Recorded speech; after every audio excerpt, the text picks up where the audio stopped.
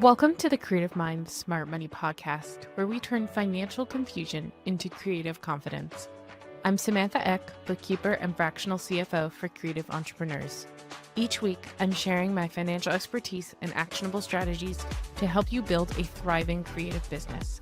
Plus, you'll hear from industry experts who bring fresh perspectives on growing your business beyond the numbers. Because building a successful creative business starts with strong financial foundations. Your next chapter starts now.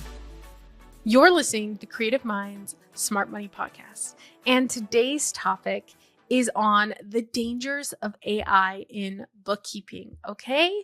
And you might be like, wow, Samantha, that's a really bold topic because AI is everywhere nowadays. And AI is exciting and new and fresh. And trust me, I know I love AI. I am utilizing it as a tool to its fullest extent that I believe I can. But I want you to remember that word, tool. AI is a tool. It is not the end all be all. It cannot replace a human being yet. It cannot replace relationships, and it cannot replace, quality control. There is so much that AI is not yet capable of. Obviously, in coming years, it may be, but I just want you to remember that there are human beings out there as well, and there's a environmental impact using AI as well. So there is a lot of different factors that go into AI and things like that we really just need to think about and be aware of, okay? So first of all, there's AI tools everywhere promising to automate bookkeeping and make life easier. Maybe they're automating, the categorization, maybe they're automating the reconciliation, maybe they're automating everything out there. There's a lot of temptation because obviously who doesn't want their books handled instantly and as cheaply as possible? Of course, as business owners, yes, we want to save money, but there are some things that you don't necessarily want to be saving money on. Like there's some things that you really want to invest in. And I promise you that the financial aspect of your business with like bookkeeping and things like that is something you want to invest in. It is not something that you just want to toss out there and say, hey, just take it away from me. I don't want anything to do with it. You want to invest in it, okay? So yes, AI is powerful, but it is not a substitute for the context of your business. It's not a substitute for the judgment of your business, and it's not a substitute for the strategy of your business, okay? So I want to remind you and think about those things. Now, where does AI show up in bookkeeping currently?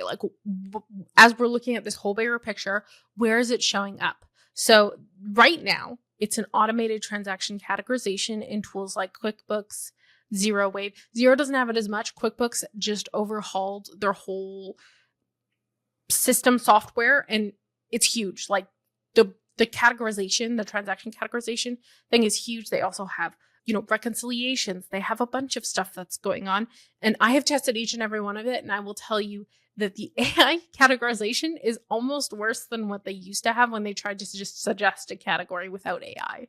So it's not worth it right now, but we're going to get into it. We're going to talk about the risks in a second. Okay. And then obviously you have bank feed rules and machine learning that kind of predicts where expenses should go. And some of those are great, honestly. Some of those are fantastic, but there's a risk in that as well. Again, we're going to get to that. We're going to talk about that. There are, of course, just AI bookkeeping apps in general that are marketed as a bookkeeping without a bookkeeper. So you don't need a bookkeeper at all. You just need bookkeeping. Now, one of those softwares that I want to talk about is Puzzle. There is a software out there called puzzle.io.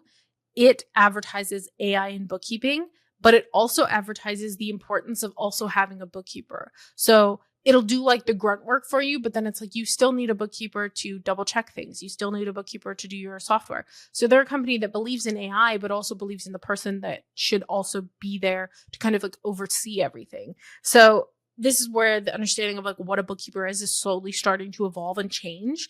Like, yes, we can categorize things. Yes, we can do all this stuff, but a bookkeeper is someone who's deeper than that, right? Like I've told you before, a bookkeeper is someone who helps you strategize. A bookkeeper is someone who helps you analyze your whole business, but we can't do that if we're not seeing the data, right? So if you already have that data, then that's where we can just become more of a strategic partner and less of that someone who's in there doing the data entry. And obviously that strategic partnership will come with a higher cost, but that's why, you have something that's cheap that gets your bookkeeping done. And then when you really need that help to zero in on all the strategy you have. Anyways, getting off topic, let's talk about the real risks of using AI in your business. So first of all is misclassification. AI does not understand nuance. It doesn't, and it never will. So it's not going to understand what a client gift is. So if you go to Starbucks and you bought a gift, like a Starbucks gift card versus a meal. So again, if you go to Starbucks and maybe you bought a coffee and marketing. Again, if you go to Starbucks and maybe they're offering sponsorship spots at the front of their window, you could like put your logo or something. It's not going to differentiate between that. It doesn't understand the nuance. It sees Starbucks and it's like, oh, Starbucks is a coffee company. It's automatically meals. So those wrong categories can really distort your profit margins and then also distort your tax deductions. And then when you get audited, that can cause a lot of issues. So I just want to be clear on that. Like, the IRS is not someone you want to mess around with. And there are so many people who will just go with whatever like the AI is telling you. And that's not always the right move. You want to make sure it's in the correct category. Anyone can categorize something. The robots aren't there yet. I'm telling you. I'm just being honest with you. AI will also have context blindness. AI can't ask why your revenue dipped, right? So if I'm noticing that your revenue dipped, I'm going to say, hey, Amanda, why is your revenue lower this month than last month?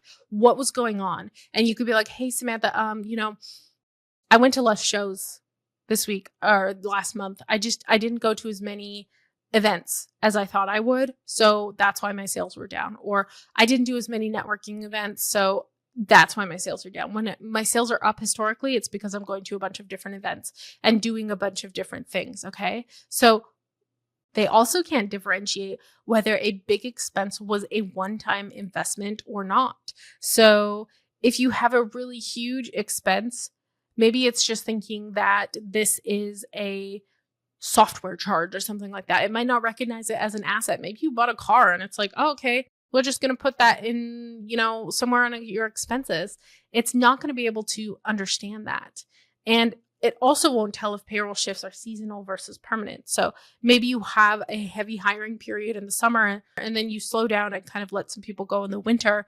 It's not going to understand that. It doesn't understand the context behind these decisions because it's just looking at the raw data. And we all know that the AI is looking at the raw data. It can't give you the whole behind the scenes thing, right?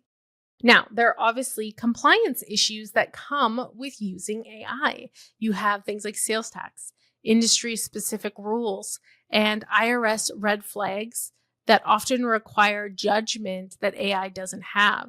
So again, going back to that nuance of the Starbucks gift card versus just getting yourself a coffee, the IRS is going to classify two of those differently, right? So if you're getting a client gift card, that is going to be more of maybe an office expense, but usually we'd separate that out into client gifts versus a meal, because the meal is only 50% deductible.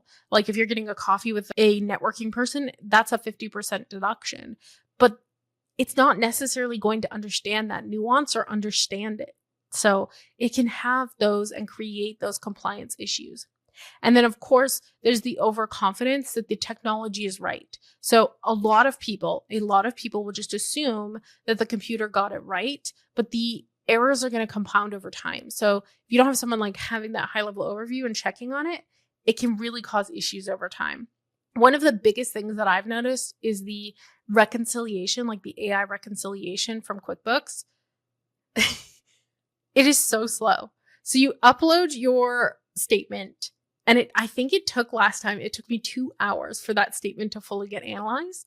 And then it was just checking everything off. It usually takes me 20 minutes, sometimes even less, to reconcile an account, especially if there's like 10 transactions. It shouldn't take the AI like 2 hours to analyze an entire statement. That's wild. That is wild business. So there's just a lot of limitations with the technology right now, and eventually the technology will get better. I'm not going to say that it's not, but you will still always need a person that can give you the nuance and the context and the confidence in your business. So there is a reason that bookkeepers still matter, and that is because we catch patterns that AI can't. We understand seasonality, client behavior shifts, duplicate charges, subtle fraud risks. If you're ordering 17,000 things from Amazon and your AI is just constantly putting it in office supplies, but maybe you're like, Samantha, I didn't order this $150 order. AI isn't going to tell you that. But I might catch it because I'm always asking my clients, hey, what is this Amazon order? Hey, what is this Amazon order? And they might be like, oh, I didn't order that. I have no idea how that got there. That's fraud, right? But AI isn't necessarily going to catch that that's fraud. They're just going to categorize it. The bookkeepers obviously will bring judgment. We know when to flag an expense and ask what it's for or why this is here. We know when to reclassify revenue or ask clarifying questions. The AI is just going to do the work. It's not going to be like, oh, hey, I don't understand what you're trying to ask me to do. It's going to do it, right? Because it's performative. You put in information and it's going to perform that task. And then, of course, strategic insight. The AI is going to give you the data, but it doesn't explain what it means for growth, your hiring, or your cash flow. And it's not that deep yet that it can provide all of that really, really good. There's a balance here. There's a balance. And I want to give you that perspective that there is a balance.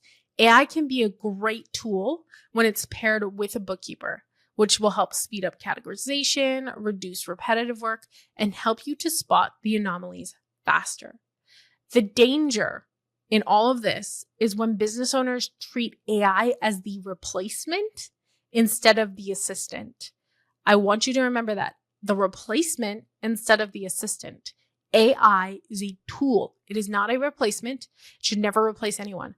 I could have the AI on Riverside for my podcast edit everything and just get it all done and not even care. But my podcast manager is going to do a better job of cutting out my ums and ahs, of looking at everything and saying, you know what, Samantha, that doesn't really work here. I'm going to cut that out. Or if I'm stumbling over my words and I repeat something, of cutting that out. Whereas the AI isn't always going to catch that. So again, it is not the replacement. It is just an assistant. There still needs to be some form of oversight. Okay. So obviously AI can process numbers, but it can't understand the story of your business. And I've told you guys this before, that I'm the one who helps you read the story that your numbers are trying to tell you. And that is so important. I want to help you with the story. That's why pairing tech with human insight is the safest and smartest path forward. So think of AI like the calculator. It helps, but you wouldn't want it making your business decisions for you. You want someone else there to help you make those decisions. Okay? As always, if you found this episode helpful, please like it, comment, share it with friends, share it on social media, share it everywhere. I love that you guys are listening to this weekly, and I appreciate each and every one of you who are listening so much. If you ever need anything, shoot me a message on Instagram, send me an email, whatever it is. I'm here to chat with you and just talk about things and really just support you in your business. That's what's most important to me. Even if we don't work together, I want to support you. As always, I wish you the best week ever, and we'll see you next week. Farewell, fellow travelers.